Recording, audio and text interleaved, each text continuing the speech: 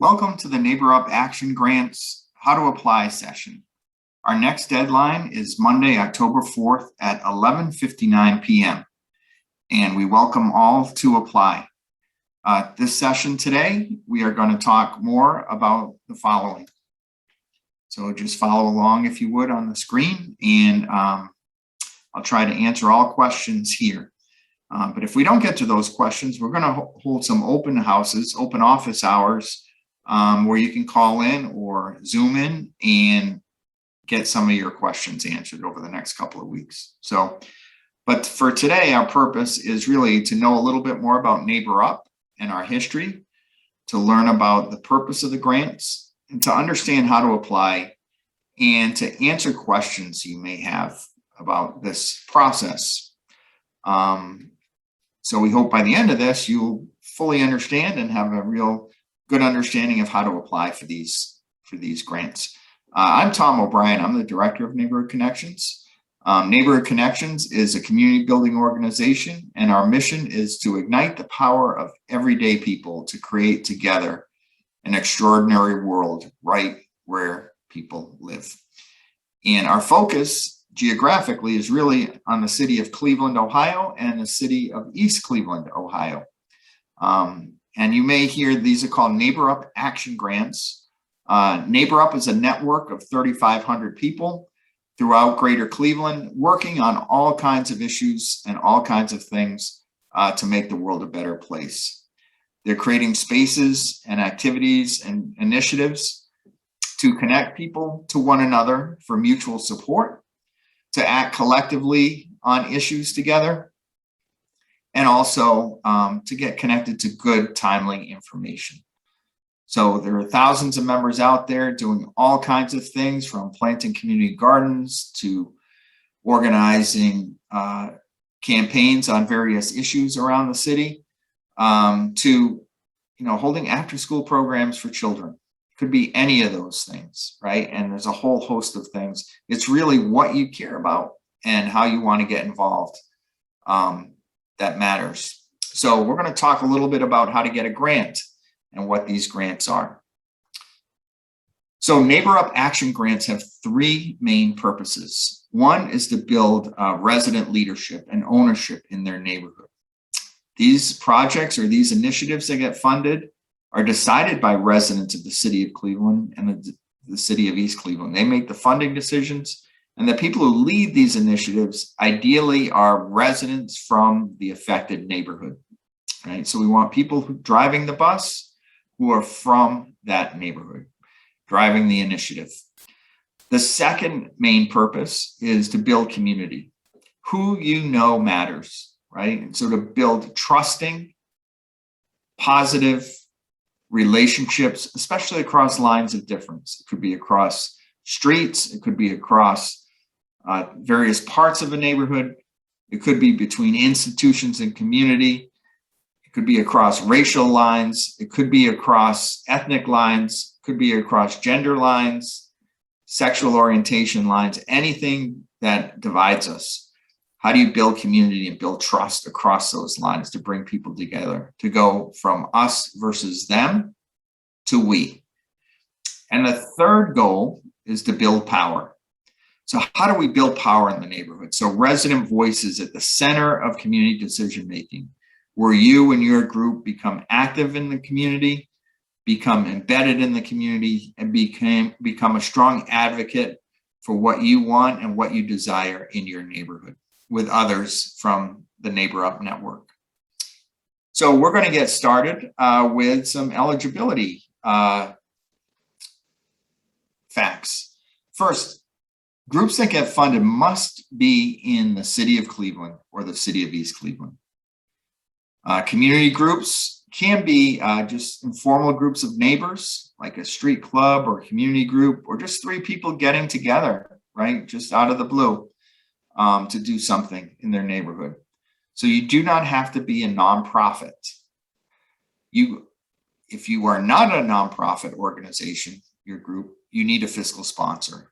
And a fiscal sponsor means that the funds would go to a congregation or a nonprofit in good standing with the IRS, and they would hold your funds and you would access your funds through that organization.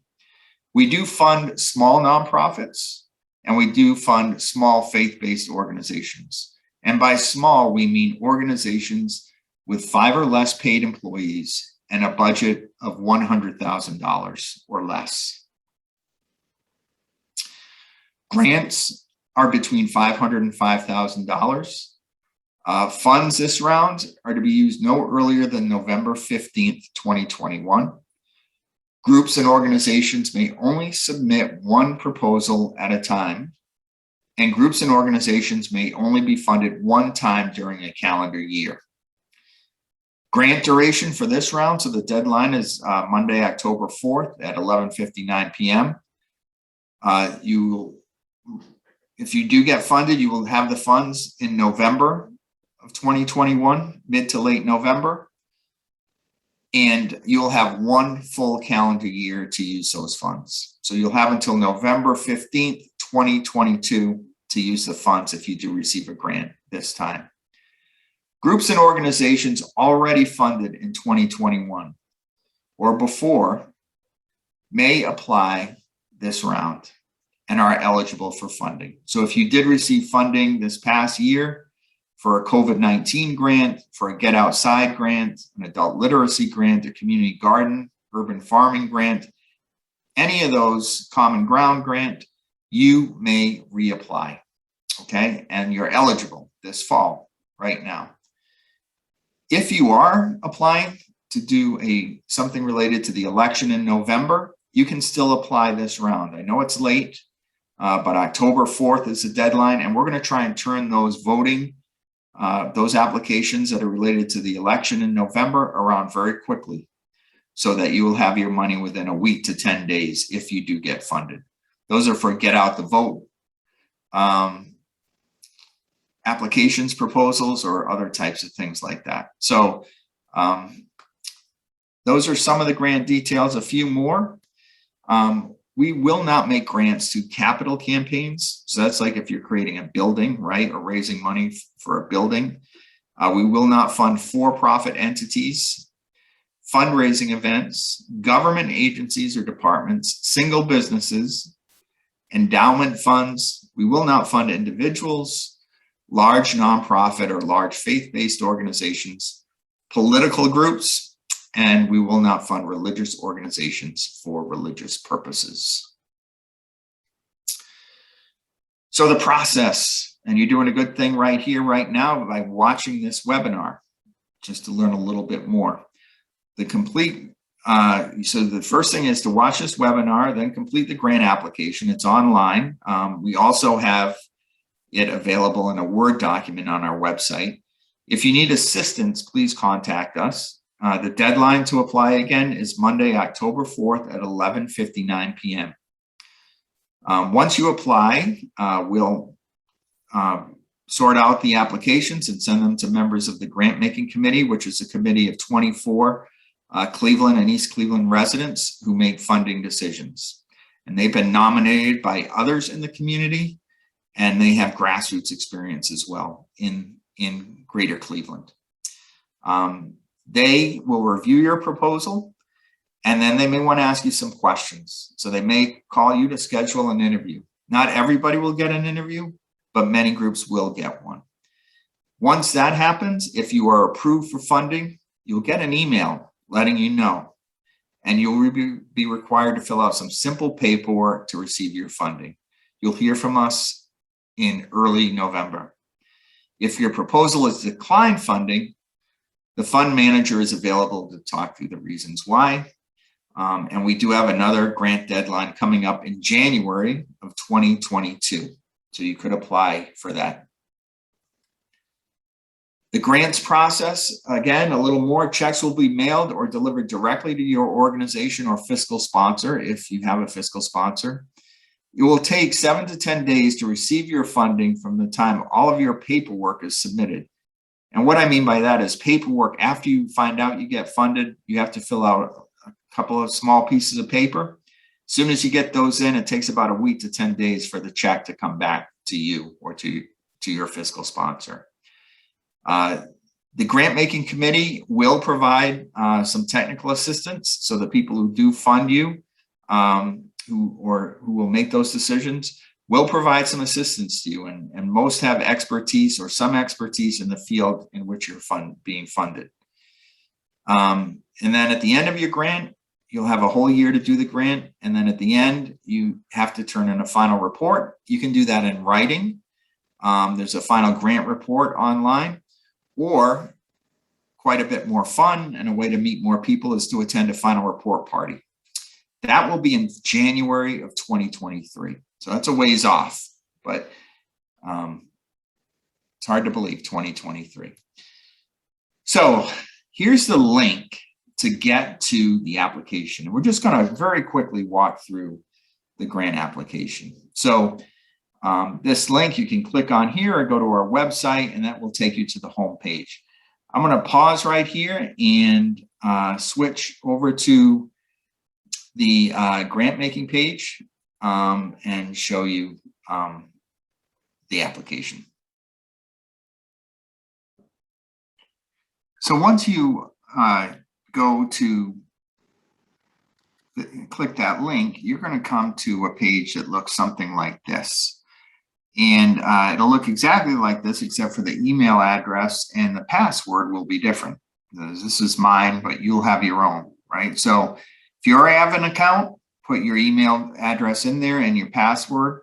If you forgot your password, click this and it will send you a new password. If you need to create a new account, click right here, create new account, and you can create an account, okay? So there's some directions here as well. Also, if you have some issues around the with language, or you want to put it in a different language, there's a host of different languages here that it can be translated into. All right, I am going to log on and get in the role of an applicant. So this is what the dashboard would look like when you turn in. So this is mine if I were applying. To get to the home part of the dashboard, if you get lost, just click that house up there, right up in the corner. That'll take you there, okay? So what you want to do is, if you want to apply, you click apply. Now this year we put in some preliminary questions, okay, that you have to answer, and you'll see those pop up first. The committee, grant making committee, felt like we were getting a lot of proposals from organizations that didn't fit our criteria. So there are 4 basic questions you have to answer to get into the application. So answer those questions. It's really about kind of our criteria, you know, the size of your organization, the budget of your organization, where it's located, who's leading it, right? And is it making positive social change? Those kinds of things, okay? So you'll see that, you'll answer those questions, then you'll get a link to you'll be allowed to go into the application. So here's what the application looks like. And we're gonna go through this to give you a sense of what those questions are. Again, if you have questions from a previous application that you wanna copy and put in here, you're welcome to do that.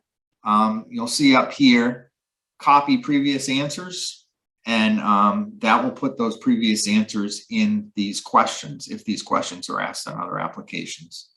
If you want to collaborate with someone where you can kind of go back and forth, you can click this and collaborate with them as well. Okay, and you can put their email. So once you hit collaborate, put their email in and you can collaborate with them. So here are the questions. This first part is really about your group. So what's your group or organization's name, who the team members are, right? And again, you need 3 team members. You as the person, the lead person, as well as 2 other people who aren't related to you, right? And you want to put in their email address, their phone number, their mailing address, and where they live and how they're connected to the neighborhood, and what are some skills they bring. The next question is about the organization or your group history. So tell us a little bit about your group. 3 people, or it could be 15 people, it could be 100 people who are part of the group. however many. How did you come together? How long have you been together? Have you worked on other initiatives together? Are you open to new members? Or you may be a brand new group. You may just form this week, right? And so you could say, well, we met at something and decided we'd work on a project together. And this is how we met, and this is why we came together. The project name or the initiative name, the amount of money you're requesting, it's going to be between $500 and $5,000. And then the contact person for this request. Really make sure this is a person who checks their email and checks their voicemail, because they're going to get a call most likely, and we need them to respond in a timely fashion. Okay, so the contact person's name, their title if they have one, most don't, the contact phone, and their email address. That's all kind of the basic information we need in the background. The next is more about the initiative or the project itself. Okay, so here's some of the information that's on here that we went over before at the top. And then here's the project, this first question, the project description. So here you want to put in here the why and the what and the how of what you're doing. Okay, so what is your plan, right? How are you going to do it? Why is it important, right? What do you want to do, right? Those are the questions here. This is a really critical question. And again, keep it straightforward and simple, but also make sure you explain it, right? You have 10,000 characters. It's the most we can put in. So you have room to write here. If you struggle, give us a call. We can try to help talk through it. If you shouldn't need more space than 10,000 characters. You don't have to use all of them. You can use part of them, but really be clear about your story. Why are you doing this? What are you doing? You know, and how are you going to do it? You told us the who before, the people at the top, about your organization. The opportunity or need. Here's another chance to say a little bit more about your project. Is it unique to your neighborhood? How does it address a need or create an opportunity in your neighborhood?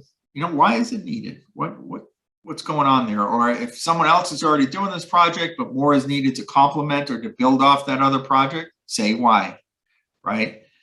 Again, you have some room to write here, 10,000 characters. You don't have to use them all.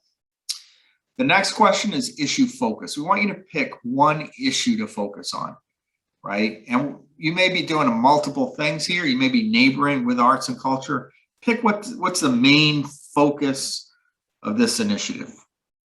Okay, these are all described on our website. So go back to our website, neighborupclee.org/grants, and you can see the description of each of these and what they mean. Okay, but there's everything from arts and culture to sustainability, the circular economy, to land reuse, civic participation, communications, COVID-19 support and recovery, digital equity, digital justice, economic interdependence, education equity, get outside, which is really using the use of public space, creating public space, health equity, neighboring, racial equity. If there's other issues that aren't listed here that you want to put in here, click other and put it right in here, write what it is, okay? Neighborhood. So this, you want to pick, our grants are meant to be, they're small grants, they're only up to $5,000. So you want to focus in a particular neighborhood, right? You want to go deep in a neighborhood. So check out here what neighborhood you're going to work in, right? Geographically, which one describes you. It doesn't mean that you're going to not allow people from other neighborhoods. You can, you want to, right? But where are you really going to try and become part of the fabric of that neighborhood, right? Part of the infrastructure of that neighborhood, part of the life in that neighborhood. So you're going to pick one.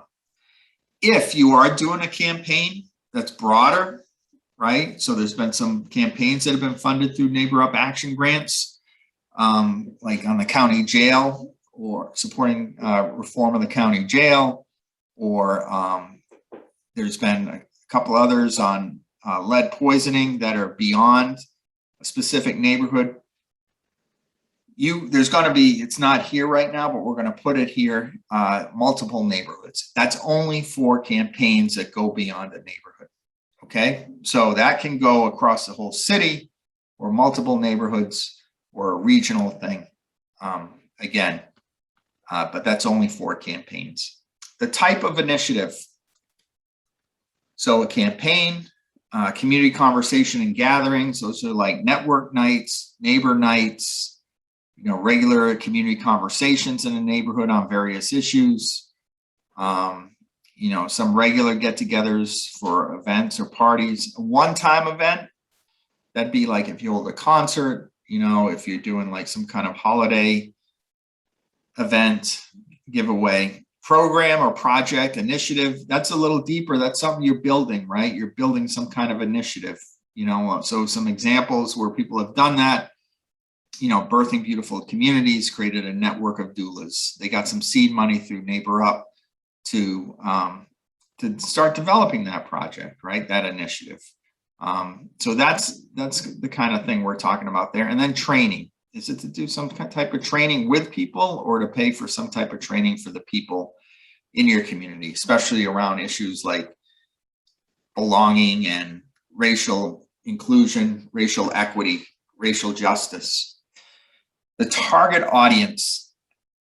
So these are the ages of the people who will participate, right? And so are they older adults? Are they middle-aged, young?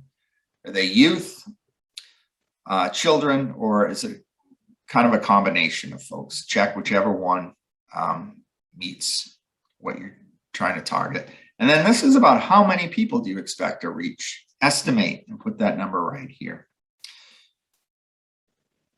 The next question, are you going to do this virtually because of COVID-19? Are you going to do it in person? Or are you going to do it both? Or are you unsure at this time? And you may be unsure. So we're not going to hold you to this, but again, if you're doing anything in person right now, it's mid-September of 2021, and we're still in the middle of the COVID-19 pandemic. So things are pretty tough out there. We really want to be COVID safe. So if it makes more sense to do it virtually, then do it virtually, right? If you are going to do it in person, really follow the guidelines of the CDC and Center for Disease Control in terms of masking, physical distance, all of those things. And hopefully most of the people are vaccinated, if not all. Location, where will your initiative take place? So if you can pick one place or the main place, that would be great. We try and map these out, and it helps us to have an exact address where we can map out where it's happening. Partnerships and collaborations. So who are you working with on this? And I would look at the assets of a community. Who are some of the people? Who are some of the civic groups or associations? Like block clubs, neighborhood groups, merchants associations, things like that. Some of the institutions, it could be a congregation, it could be a community-based organization, right? It could be a medical center, it could be a big medical center, right? It could be city government, it could be a lot of different. Who are you working with on this? Those are the things you want to look at. Who are your partnerships and collaborations with, right? With the city, with individuals, with civic groups, informal civic groups, associations, or with institutions. The timeline. So when is this going to happen? Or what's the schedule for this to happen? And again, it's tentative. This is a plan. It may change, but you want to put to the best of your knowledge right now, what is your plan? The community change. Imagine 15 months from now. So you're watching this in early October 1st of 2021, let's say, or September 25th of October of 2021. 15 months from now. So that would be December, January of 2022, 2023. What will have changed if you did this project or this initiative and it worked out really well? I mean, it was beautiful. you hit it out of the ballpark. What would be different? You know, people would know each other better. People would feel like they have better support. People are better connected to the neighborhood. People changed a particular law. You know, people that benefited them. People took a piece of vacant land and made it into a nice pocket park. It could be whatever you're working on, right? But what would that look like? COVID-19, again, we're still in the middle of the pandemic. So do you have or need PPE, right? So what do you need for that? Do you need sanitizer, gloves, masks? Don't put that in the budget, right? So don't ask for that through us. We can get that to you with no charge. There are some limitations around that, like if you have 10,000 people or something, but you know, if your group needs some of that, we have some of that. And so we can support you in that. So just tell us what you need here. Don't put it in your budget, don't ask for it, okay? Keeping COVID safe, what are you gonna do? If you are doing something in person, tell us your plan for keeping people safe, right, from COVID. The budget upload. So this is the budget. If you click on this link right here, the budget will come up. You fill that budget in, save it to your computer, and then upload it here, right? You have to show what you're matching the grant with. So by match, what we mean is what are in-kind donations? What are people giving to this for free, right? Or at a discount, and how much dollar value would you put on that, right? Volunteers, do you have people who are volunteering, right? They count as $15 per hour, right?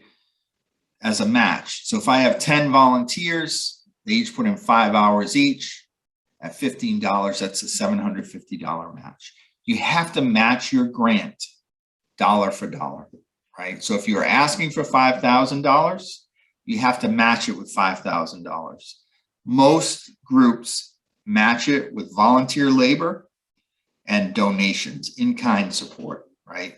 People who donate space, donate food, donate materials, donate equipment, donate supplies, those kinds of things, okay? You can also use cash. You may have cash from another grant that you may be using if it's the same project, right? That you were funded by somebody else for or to do. So that usually is the hardest part of the application. If you do have trouble with that, please get in touch with us, and we're going to have these open houses we'll let you know about. Final report. There's two ways to do a final report. You can attend the final report party, which is a lot of fun, and you get to meet a lot of people, and hopefully by January of 2023, we will be through with COVID-19, the worst of it. If you don't want to attend a final report party, you can submit a written final report, which is right on our website. It's right in the portal where you'll sign in to view your application. So you can do it either way. We prefer you came to the party to meet other folks, but whatever you decide there won't be held against you or won't benefit you or be held against you in any way when we review the proposal. Fiscal sponsorship. Groups do not have to be 501c3s. If you are a 501c3, then please, in the box below, put in your IRS EIN number. If you are not a 501c3, then tell us who your fiscal sponsor is going to be. Put it right here in this box, right here. If you don't know or you don't have a fiscal sponsor yet, just type in need fiscal sponsor and we'll work with you if you do get funded to find one. That won't hinder your application being funded or not. So if you don't have a fiscal sponsor, don't worry about it. Just put that in here, need fiscal sponsor, okay? If you do have a fiscal sponsor already, which is great, they need to send you a letter on their letterhead signed saying they agree to be your fiscal sponsor, and you need to upload that here, okay? You don't need to do this before the application's turned in. It'd be great if you did. It's not going to be held against you if you don't get this part done beforehand. The big thing is if you don't have a fiscal sponsor, please write it right there and we can help you find one. So Once you've done that, save the application, submit it, your application's in. Please have that in by October 4th at 11:59 p.m. So right before midnight, right before October 5th starts. All right.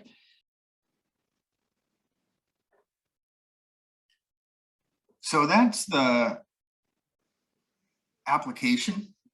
And again, if you have questions, please let us know.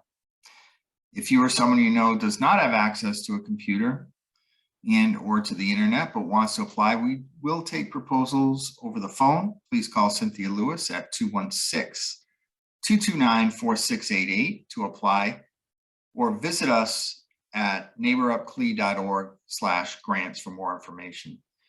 Now, if you're having trouble reaching somebody, send me an email at tobrien@neighborhoodgrants.org with any other questions. We really appreciate you joining us today. Thank you for all of your work in the community, all that you have done and all that you will do moving forward. And again, visit us at neighborupcle.org to learn more about how you can get involved in the Neighbor Up Network. Again, thanks for joining. Hope you stay safe out there, and look forward to reading over your applications. Take care.